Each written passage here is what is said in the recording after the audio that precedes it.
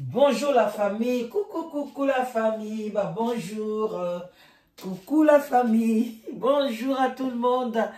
Voilà, to l'amour qui les sous nzamba pesi biso makasi, to zongi si lokumu epa ya nkolo ye mei, mukili nde eza ye, kolala kolamuka, epesa meli biso te bande konanga, soki to lamuki ezali grâce, nyonso eza ngolu, kokene na toilette eza ngolu, bamsuba yo likwa bakene na toilette ba okende ba okokate, masuba ya pambo bamsuba yo linga basuba ba okokate ba otia bango batio.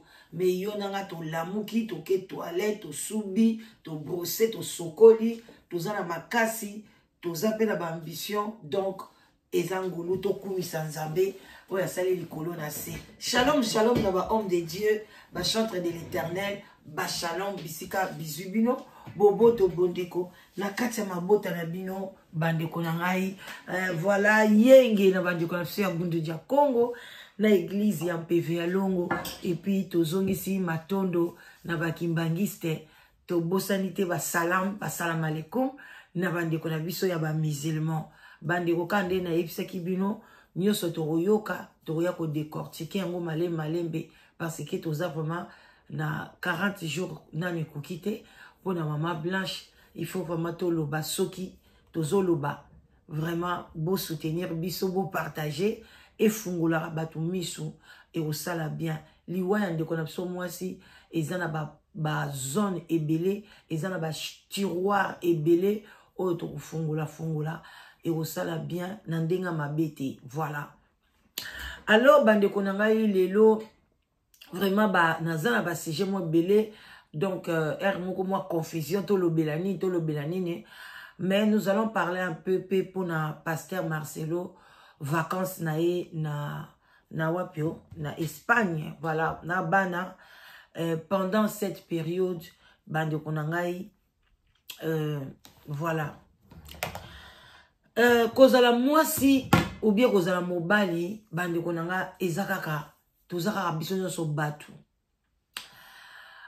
Bozo imaginer ndenge Marcelo bande kokumisa mwasi na ye, ma femme.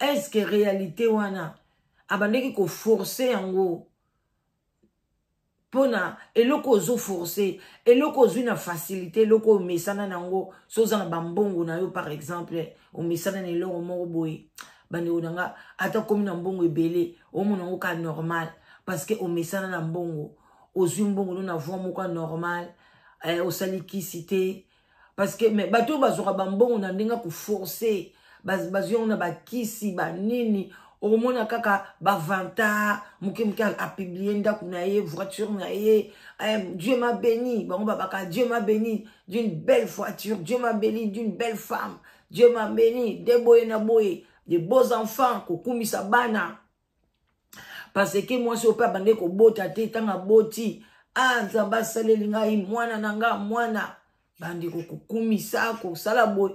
Mais moi si oyo kutu ba sentala bango ye na 16 ans lem sur na 18 ans botaka na ye azala koza bane belé, mais avant na yazo mona ye ka bane bazana bango normal, tu vois. Donc bato bazoraka biloko na banzela moko ya mabe na musu ya pasi bayaka ko sala ngo ba ki vantaka moko ikoko sala mate yangwana bande ko ngai n'enviez pas ka ndenge moko pasteur Marcelo alobaki n'enviez pas pour nous yebite sacrifice ni mutu asalaki vini ni mutu amemaki bande ko ngai. Marcelo azalaki na vie moko et tango na yoki yango aloba bande ko tozo zongela ba kaseta kala o to beta kango kara o tango suso era loba kango tozaki na pongi to yebaki te parce que to pona to comprendre pona nini azo agir boye pona nini surtout na liwa ya mwasi oyo alingaki mwasi oyo alingaki azala lokola donc la plus belle de toutes les femmes ya République démocratique du Congo akende na ba chirurgie parce que abandai kozala toujours wana donc ba osolola to moni lipeka oyo liboko oyo nene faut que les bakata ngo regarde Beyoncé Donc, abandé ko bazo tala ba Beyoncé na bango na kacha bandako. Regarde Beyoncé, tala ndenga za maboko na fine. En tout cas, faut faire tout. Est-ce que moi ezate benga nanu et pas docteur na yo? Est-ce qu'on diminuer maboko? Est-ce que ako diminuer lisu ba kota libumu? Donc, moi si wana bandé ko vitala vraiment. Donc, ba moni Beyoncé, ba moni payé. C'était quoi? Parce que Beyoncé azalaki idole. Tant sou ya mobali na ye. Alors pour alumne ko luka moi si yo akuzala bande konanga yango bosala attention mais toutes ces choses là ba makambo nyonso wana pona nini ezokomela mwana mobali oyo il faut kotala yango balobaka bozo boya passé mais passé ya mutu ezalaka bien suko lingo ke ko bala ou bien lingo ke osali kam fo ye ba passé mobali wana il faut bo solo la no tout na ye ba temps dur na ye ozomona même ngana zana live together bande konanga na sungaka batso botuni na sungaka bato ebelo mona na lobino mama pesa ngana no côté négatif na weza kanini abi mama eza so eloko ni na bi eza eloko oyo bato baloba na yoki en tout cas koto uzaka bien te yo moko pe ubiyebi ke en tout cas côté wana nazala malamu te bamso omona lobino nazala kanda mukuse bamuso balobinga vraiment ba reprochaka nga boye ba reprochaka nga boye donc il y a pas biloko ezaka belé bon côté positif bato nyonso baka waouh ozandenge nini omo lobi maman la danos ba question nyonso ozongwa non il faut autourner il faut yo mope komiyeba ba côté nanga mabe eloko nini salanga na koma mutema mabe boye eloko nini est-ce que ata ozoloba ngwe pa bato est-ce que ozo traité potawana soubasima wana mobali oyozo kene kobala il faut yeba aleka na ba vie nini aleka na ba vie ya ba porno aleka na ba vie boy est-ce que ça na mo na famille na ye est-ce que boyo ko mo mobali muso mobali ya bien ngana linga vraiment mama biso te nga ba para nga kipala nga bangote donc surtout na poto awa omona mutu mobwa yana ya suta ba para omona mobali ya ndengona keba le mso yope oya kosuta ba para na yo moi si andengwana keba donc il faut ko solola na mutu oyo zoke ko sangsana nzoto na mutu ko vanda na ye parce que bande konanga soko tali vi o Marcelo alekaki eza vi moko ta mususu ngana obanga mwana nga mwasi akindi kokota na vie ya mobali ya ndengwana parce que bazalaka toujours na moi ba azana complexe moko d'infériorité azana ba zone na moko boye même ici abandi ko sambela ceux qui a trouvé qui penza ba sunga qui était ba msoko mona ba beba ka ba komi ba homosexuel ba komi ba toi deux fois bande konanga ezalaka moi pasi tala neti tozonga nanu na vacances na ya après na otchela bino audio ne quittez pas ne zappez pas na otchela bino audio comment vie ya Marcelo ezaki vraiment sombre akola ki vie moko penza ça m'a fait très mal alors tant sous ba perquisition nango ezo travailler ye moko pazo miye baté voilà donc moi c'est Marcelo akufi bande konanga ezala ba chrétien ezala banani même église catholique même ba ndenge kato yebeli bande ko balobaka ngo toujours que 40 jours so nanu kokite molimo mutu nanu ezongi epa tatate il faut to bo vanda na se bo solo la kama solo na ye ero bele blanche azaboye ero blanche mbela salibo ki ya bande ko beta masolo wana avant blanche akufa qui tombe du blanc ça recouvre blanche azate et to bande ko partager na e kopo ati au mona to kaboli et lelo na bando kaboto la tia nani et boye bande ko na parler beaucoup mais comment blanche akufi papa 40 jours koute kokite déjà to bande ko loba okunji mbangu 40 jours koute nanu kokite mbana moko oye otindeli biso message. Et puis dans le message, wana bandeko eloko etike nga bandeko nanga. Eloko le plus grave alobi na biso notez bien. Bino bato botanga, ceux qui professeur apesi cours ou bien yo na kati ndoko yebisi bana na yo. Notez bien bana na ngai. Eloko na tikeli bino. Olobi ngo pay attention. Bozala focaliser na likambo. boyoka nga bien, botiango a pratique, boyoka. Ndeli kabuya zoloba na biso peuple. Oh ye, parce que quand tu viens, comme ngane na yeboui, na zoloba na YouTube, na oloba na population mobimba, o bayoka lingala. Na o bayoka katela mso basi na moso ki moko na banga yoka ka, a o balolela mobali neta mso na anglais, a o balolela mobali neta na français, ba émission na nga mso na monango ba ivoire bazwango, ba balolango na français. Ba tchoko pe na chaîne moko ba ivoirien. C'est comme ça. Alors bien, se notez bien. Ngana kei na Espagne. Aussi longtemps qu'on fait le mois-ci. Maï, c'est la vie. Ba pollen, bandi otungisanga. Abi maï, l'eau, pardon, l'eau c'est la vie. Abi na kei, notez bien, boye ba bien. Bino bato boli koye ba vie na ngai. Bino bato boli ko lobelanga. Ngai na kei na ngai na Espagne.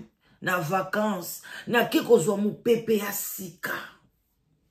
Mtu wa uti okufe la blanche. Mwasi o bato nyoso. Pa akufeli mwasi moko bote. Akufeli Janine te. Akufeli Godete. Akufeli blanche. Mwasi oyo église mobimba. Bande komona e donc. Soka zo kota na moulayi na e. Donc angelou. Bande kubo sa la attention na mibali. Mibali. Même ata mobali na mundele na njimita kosa makam Marcelo azosa. Na njimite bande konanga. Même mobali chinois. Même mobali arabe. Ba musulman wana balingaka basi belé. Bakosa makambo wana te. Ça c'est la méchanceté. Ça c'est le non-respect à moi si. Parce que nini, moi si wana zaki, moi si oyo, destiné, azaki destiné, ya Marcelo te. To ya kolobelango. Yangwana, bande konanga ko forcer li bala te soki eza ya yo te. Parce que soki li bala wana eza ya yo, mobali nokuta ko tika la lem soso, Marcelo azaki mutu moko donc, azoko tambola te. Tango bomoni photo, à fondre. Batu nyoso, mawa, ngana yiseki ngana chaki mawa na photo wana te. Azana mawa mwasi nete.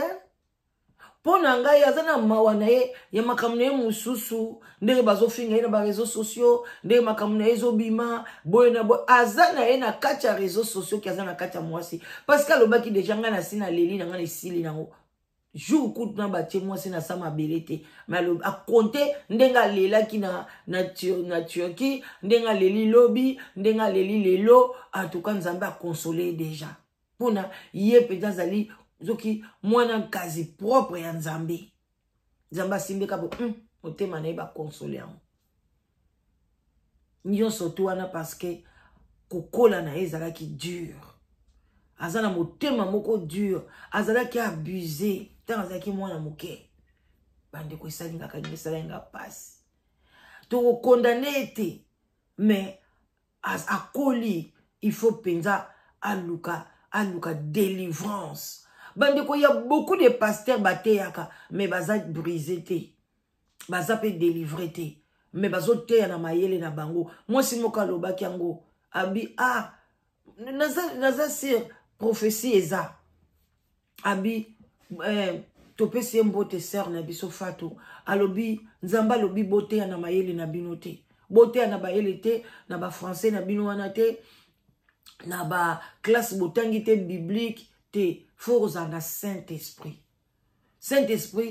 soka ye aya na motema no fo ya aya kokuta makambo ebele ezate soki eza koya eza ozana kaka na makambo na yo enfance na yo Saint-Esprit koya te bandeko c'était dur koyokango atiki mama na Blanche ndenge nini aza même pas na souci ya mama o ya boti Blanche aza na bomoi lelo Blanche akufi na 39 ans plus ou moins 40 ans siko mama boti aza na agene et puis Blanche aza 6e.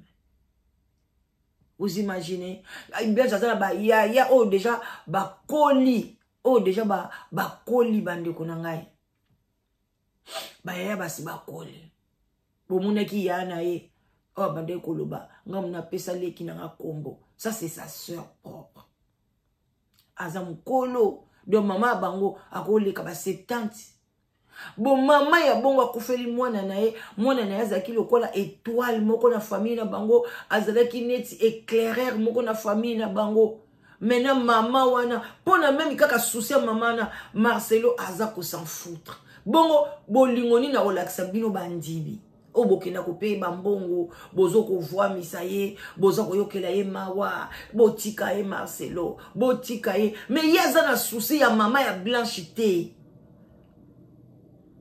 Tant on a kutu mwana bango akufi alobi ke matanga eza na kati ya lupangu te basi basali programme bokende bozala na repas mama voiture ya kozwa yo mama lobi non nga na kolela mwana nanga awa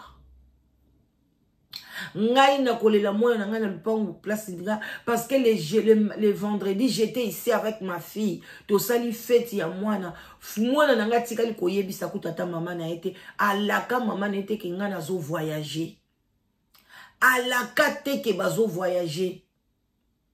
Mais lelo Marcelo moi c'est akufi akomi ko laka biso parce que akomo laka bakende ki pe na ndenga vacances na ndenga traitement na Turquie Marcelo atikala olobate lelo Marcelo comme kolo bala batu soka la muki naza bien naza bonne santé lelo bani ko yebisa biso na santé na ye. Mais tant que mema moi ça bato ti na Turquie ti banda ko kende atikala ko komango ata mukolo mote.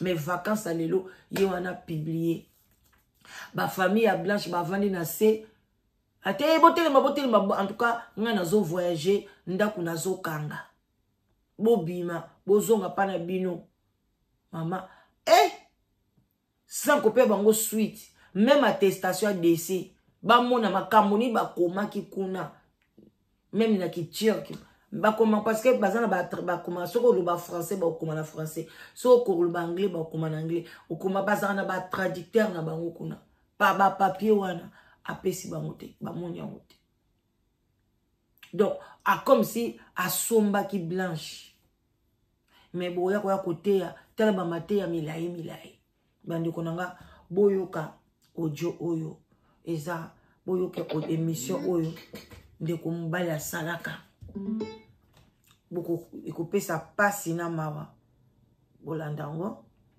oyo nde note akomela biso yango oyo ke notez bien donc bo azolo bana biso notez bien ngana kei lokwa mtu mwa kufeli na ekutu mwa cité na ba phrase déjà zolo baboy notez bien à titre 2 points. Je suis en vacances à Barcelone, en Espagne, avec les enfants pour 1 mois. Donc, à dater il y a hier, après il y a fin juillet, d'échanger d'air. À quel moment tu vas mon pépé, qu'on change mon pépé, ou tu as coupé le mois ci, yo so coupé le mobile, ou changer mon pépé. Et en tout cas, mi bali. Et de préparer, boyoki, pas même de préparer 40e jour, il y a Blancheté. Et qui quand on blanche à qui bon ici linango. Mais il y a que préparer le 20 matin de prière. So botanga na batongo, sambela kanye na batongo. Ake ko préparer moi si au mobile oyo avandi basolo kolo baba ko sokola en guillemets a solo na famille moi c'était ba libérer te a libérer biloko moi c'était ye wana ko ya ko pesa bino ba prière beaucoup ta bonne chance et la conférence et puis on a la conférence internationale équilibrée qui se tiendra en août na août sikoyo a la bino conférence bon boko yo kaninga ya ko te ya bino onction koyela mutu pona moi ça kofi non voilà soyez en paix bozana bilo na kimia tout va bien ya makamnyo so ezole kanango malamu mais mutu akufeli moi si voilà et le Seigneur est au contrôle. Seigneur azana contrôle ya nyonso. Merci, paix, amour, unité, photo. Voilà. Alors bande konanga bino boye bezana tongo na tchela bino audio on a tchango vraiment na suka exprès et puis voilà donc pour na bolanda nyonso et ça sera bien oyoka di bandeli tina suka ezalaka teke oyoki ndambo o zappé bo like vidéo bo partager avec des gens pour na bonne compréhension et ozala bien bo like penza voilà nazo tchela bino bolanda la boke binyos bolanda. Ce qui m'a aidé même à prêcher des messages sociaux, c'est mon mariage. Ma femme m'a ramené sur terre. J'étais vraiment, je vivais au ciel et Dieu, point barre, c'était le ciel, le ciel, le ciel. Mais avec le mariage et les enfants, j'ai appris à devenir un père, un mari, pas seulement un bon prédicateur. Ça m'a transformé. Et moi, chaque fois que quelque chose me bénit, je dois partager aux autres. Je dois amener ça à la chair, mettre des versets dedans et bénir les gens. Vraiment. Ça, c'est une très bonne chose parce que je pense que c'est l'un de vos points forts aussi. Parce que les gens se retrouvent en fait dans tout ce que vous dites. Alors l'autre fois, on écoutait le genre d'homme que les femmes n'aiment pas. Alors dès que mon mari faisait quelque chose, je disais, et là, il disait, ah oui, t'es sûr? On attend le genre de femmes que les hommes n'aiment pas. Voilà, alors ça viendra quand déjà? Dès votre tour? Vraiment, ça c'est une très bonne chose. Alors, le message sur l'impudicité, d'ailleurs, qui est le thème principal de ce séminaire que vous êtes venu faire ici à Paris, Fuyez l'impudicité. C'est l'un de vos meilleurs messages, si on peut le dire ainsi, et aussi on sent que c'est votre point fort aussi. Vous... Donc, point fort, naïe, et puis à terre, fuyons l'impudicité. C'est ça que je vous avais dit. Et ça, parce que Blanche a outaki na mondwana, tango ayaki, makambo ya te yaka jour wana, ils ont kaka fuyons l'impudicité, et tout chaque Blanche, et c'est le koto ça ka moi récapitulatif, yango Blanche a changé ka vie nae, a kendaka retrouver, a expliquer ndenge ni na ça, assemble la pona ye, ba koti ba prière, na ndenge ba koyaki na bango. Quand vous matraquez en fait l'impudicité, vous êtes comme un commandant qui est là contre l'impudicité. Alors pourquoi? Parce que vous avez été adepte et c'est pour ça qu'aujourd'hui vous êtes retourné contre l'impudicité. Atuni est bien Lise Manzamba Lobinaye. Pour nous linga côté ya ming sur l'impudicité, pour d'ailleurs pour ça qui adepte yo pour ba sala qui mo mingi yango wana pe pour quand na yebisa ki bino soko moni mutazo insister dans likambwana en tout cas 90% ya les cas na nzela wana azan expérience nango akoyango ndako te ya bino malamu ke eloko wana eza mabe ozomona mais soki mutazane na expérience nango te aote yango likolo omoni basango église catholique malgré babali sarabatu mais bapesaka bato malongi ya mariage te bapesaka te bakotinda bino pa ba couple o babala baza pe ba catholique bobando kendo kozwa malongi kuna parce que bango baoya kaka ba bénir mariage mais bango bateyaka ngo te pourquoi? Parce que baleki na nzela wana te bazana incapacité ko yebisa o bazana notion ka ndenge ezali mais oya leki esika wana ye mtako expliquer douleur wana ye mtako expliquer bo esengo wana ye mtako lakso le haut et le bas c'est comme ça donc yango ba tuni Marcelo yo awa yo lingaka côté impudicité ozalaka impudique boyo ka réponse nae très triste. D'abord parce que Dieu m'a dit, une fois que j'ai entendu dans mon oreille, prêche la sanctification à mon peuple. Dieu m'a dit ça. Et le jour que j'ai entendu ça, quelqu'un qui était dans la salle, qui n'avait pas reçu l'oracle, a crié. C'est comme Paul, qui a vu la lumière, mais les disciples qui étaient autour de lui aussi ont entendu quelque chose. Et cet homme a commencé à crier à haute voix, dans une veillée, tous ses péchés. Mais moi, Dieu me parle, lui ne sait pas que Dieu me parle. Et commence à crier, Seigneur, j'ai péché, j'ai fait ceci. Et je dis, comment ça? Et Dieu me dit, si tu prêches la sainteté, les gens vont se repentir. Je le prêche parce que Dieu m'a appelé à cela, mais aussi, comme j'ai donné dans mon témoignage, avant de donner ma vie à Christ, vraiment, à l'âge déjà de 7 ans, il y a eu quelqu'un, un membre de famille, qui a eu des relations incestueuses avec moi. À l'âge de 7 ans. Quelqu'un qui avait 14 ans. Bandeko, à l'âge de 7 ans.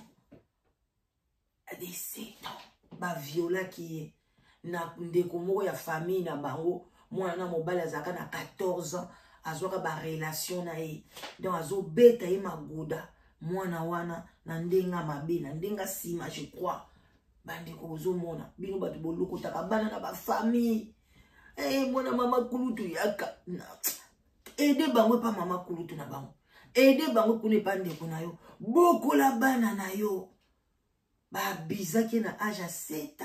C'est triste. Bolade. Alors déjà à l'âge de 7 ans, ces choses-là avaient commencé dans ma vie. Et jusqu'à 15 ans, donc ça m'a fait, je crois, combien 8 ans. C'était beaucoup pour moi. J'étais un jeune à l'âge de 14 ans, je n'arrivais pas à suivre un film normal. Les films robots, tout, je me moquais des gens. Je ne suivais que...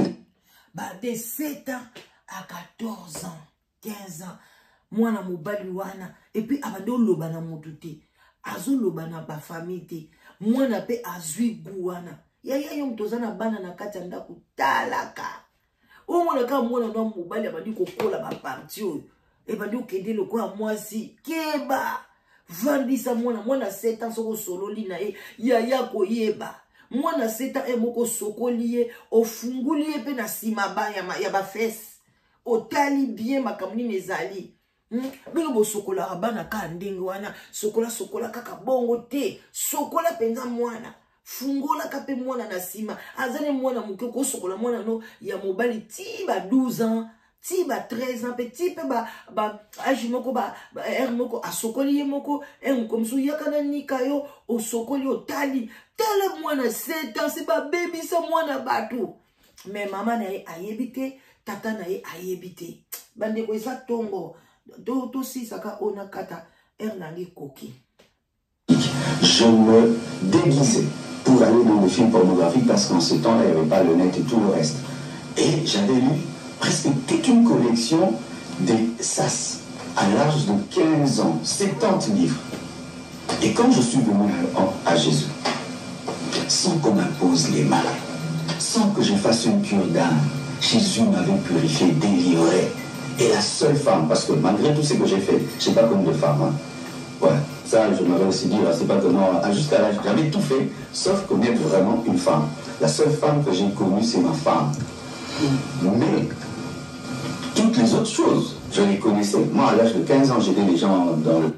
Bon, moi, si, oh, il y a ça, moi, si, c'était blanche. Mais, aïe, baki déjà ma nyonso. Na ndenge basala kango epa ya mwana mobali bande kunanga mwana 7 ans bozo imaginer mwana ya 7 ans alobi ba imposa ye maboko te asala kirdami te nzambe ye moko asunga ye est-ce que muto oyo bande kunanga mutu oyo asali biloko ya ndenge wana bambula ebele asali kirdami te azwi mutu oyo asungi ye te bande kwa kozala motema makasi akozala motema makasi botala vie biloko mso eza pasi pona ko condamner Marcelo c'est pas de sa faute na 7 ans azalaki abusé siko motema nini ya ozala nango et puis bato boye pona asimba magie a osimba surtout soki mwana boya ke guerre akomi soda